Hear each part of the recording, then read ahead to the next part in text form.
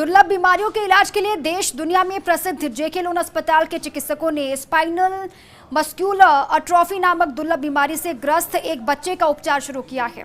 यह संभवतः देश का दूसरा बच्चा है जिसका रिस्डिप्लाम दवा के जरिए ट्रीटमेंट शुरू किया गया है। इस दवा की कीमत 4 करोड़ रुपए प्रति वर्ष है और इसे आजीवन देने की आवश्यकता होती है। ये दवा बच्चे को अनुकंपा उपयोग कार्यक्रम के माध्यम से उपलब्ध कराई गई है। ये रिपोर्ट आप देखिए। उत्तर प्रदेश के गोरखपुर से विशेष उपचार के लिए बच्चे को जेके लोन हॉस्पिटल जयपुर लाया गया। चिकित्सकों की माने तो इस बीमारी के बारे में बच्चे की मां को सबसे पहले 8 महीने की उम्र में अंदेशा हुआ। तब बच्चे के पैरों में हरकत कम थी और ढीलापन था। इसके बाद जब बच्चा खड़ा नहीं हुआ और चलना भी शुरू नहीं किया तो पेरेंट्स ने डॉक्टर को दिखाया और जेनेटिक टेस्टिंग कराई। तब इस बीमारी का पता चला।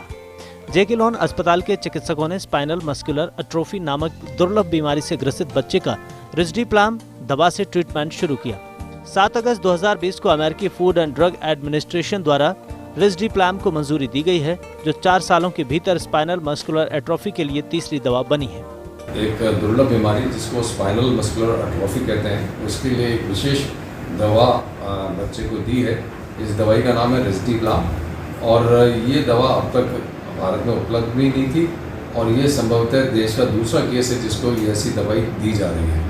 इससे पहले स्पाइनल मस्कुलर एट्रोफी के बच्चों की ज़िंदगी मुश्किल थी और इनका बचना भी बहुत मुश्किल होता था, और इस दवा की वजह से बच्चे की ज़िंदगी बेहतर होगी। स्पाइनल मस्कुलर एट्रोफी एक आनुवंशिक बीमारी है। नर्वस सिस्टम और स्वैच्छिक मांसपेशियों के काम को प्रभावित करती है। 11,000 में से किसी एक बच्चे को ये बीमारी हो सकती है। किसी भी जाति या लिंग को प्रभावित कर सकती है। यह बीमारी शिशुओं में मृत्यु का एक प्रमुख आनुवंशिक कारण है। हाथ, पैर और श्वसन तंत्र की मांसपेशियां सबसे पहले प्रभावित होती हैं। रोगी में निगलने की समस्या, स्कोलियोसिस हो सकती है। मरीज रेस्पिरेटरी फेलियर की वजह से समय से पहले मर जाते हैं। लक्षणों और जेनेटिक टेस्टिंग से ये बीमारी कंफर्म होती है। चिकित्सकों की माने तो इलाज के अभाव में ये SMA टाइप 1 के बच्चे ज्यादा नहीं जी पाते और बचपन में ही इनकी मृत्यु हो जाती है। अस्पताल के associate professor doctor Priyanshu Mathur ने बताया कि जितनी जल्दी इस बीमारी का पता लगा के इलाज शुरू किया जाए, बच्चे में उतने अच्छे रिजल्ट्स देखे जाते हैं। आज जेके लोन हॉस्पिटल में हमने दुर्लभ बीमारी जिसको स्पाइनल मस्कुलर एट्रोफी कहते हैं, उसके लिए एक नई दवा शुरू की है जिसको रिस्डिप्लाम कहा जाता है। रिस्डिप्लाम दवा ये स्प्लाइसिंग मॉडिफायर है।